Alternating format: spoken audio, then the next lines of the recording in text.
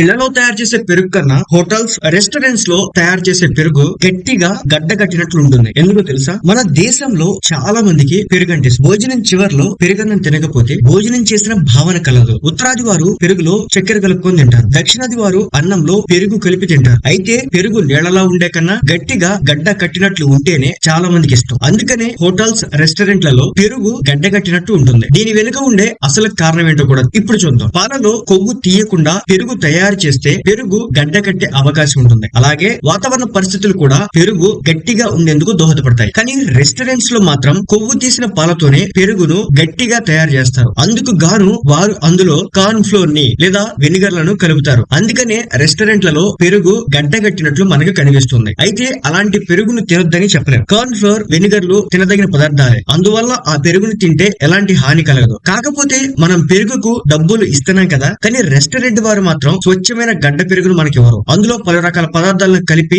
తయారు చేసింది ఇస్తారు. కాబట్టి అలాంటి పెరుగును తింటామా తినలేమా అనేది మీరే నిర్ణయించుకోవాల్సిన విషయం. కాబట్టి రెస్టారెంట్లలో గడ్డ పెరుగును తినాలా వద్దా అనేది ఎవరికి వారు సొంతంగా తీసుకోవాల్సిన నిర్ణయమే. అయితే పెరుగును తినడం వల్ల లాభాలే కలుగుతాయి తప్ప నష్టం ఉండదు. కాబట్టి ఎవరికి వారు నిర్ణయం తీసుకుని ఆ విధంగా పెరుగును తినొచ్చు.